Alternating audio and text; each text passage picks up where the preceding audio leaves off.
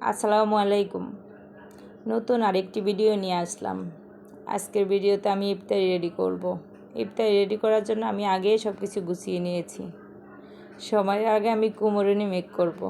কুমড়োনিকে আপনারা কি সবাই ভুলে গিয়েছেন? আপা যে আমাদেরকে কুমড়োনি খেতে বলেছে।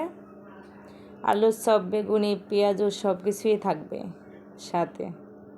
ডিম চপও থাকবে কিন্তু। বাইরের পরিবেশটা খুব সুন্দর। এদিকে আমার চুলার তেলটাও গরম হয়ে গেল। আর হ্যাঁ, সবজি খিচুড়ি রান্না করব। কেউ ভাজা পোড়া খেতে চায়, কেউ খিচুড়ি খেতে চায়। তারা ভুলে যায় বাসায় যে মেয়ে মানুষরাও রোজা থাকে, তাদের এক একজনের এক এক রকম আর্জি থাকে। যাক, তাদের জন্যেই আমরা। এদিকে আমি 2 চুলায় রান্না বসিয়ে দিলাম।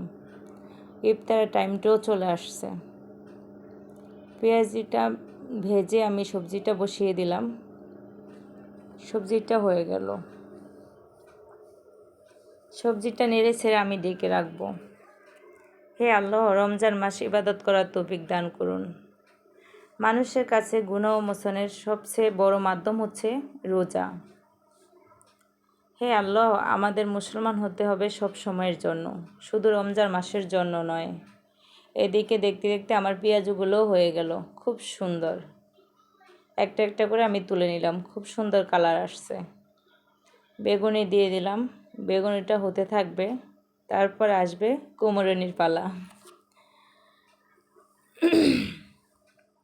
প্রতিটি রোজাদার বান্দাকে আল্লাহ তাআলা নিজ হাতে তাদের পুরস্কার তুলে দেবেন। এটা আল্লাহ নিজ মুখে বলেছেন। এদিকে আমার আলুর চপগুলোও হয়ে গেল। আলুর চপের কালারটাও খুব সুন্দর আসছে। দেখতে লোভনীয় হচ্ছে। আর রোজা থেকে সব কিছু কেন যেন ভালোই লাগে। এবার আমার সব কিছু ফাইনাল লুক চলে আসবে। সব কিছু আমি টেবিলে গুছিয়ে নিয়েছি। রোজার মাস শুরু হলে জান্নাতের দরজা খুলে দেওয়া হয়, আর নাকি জাহান্নামের দরজা বন্ধ করে দেওয়া হয়। হে আল্লাহ, আপনি একেবারের জন্য জাহান্নামের দরজা বন্ধ করে দেন। এবার আমার সব কিছু ফাইনাল লুক চলে আসছে। ইফতারি করার জন্য আমরা সবাই এখন বসে যাব। আমাদের ইফতারিতে অত বেশি কিছু নাই, তবে যেতটুকু আছে আলহামদুলিল্লাহ। আজ এ পর্যন্ত। সবাই ভালো থাকবেন, সুস্থ থাকবেন। আল্লাহ হাফেজ। বাইরে আজান দেওয়ার জন্য হুজুরেরা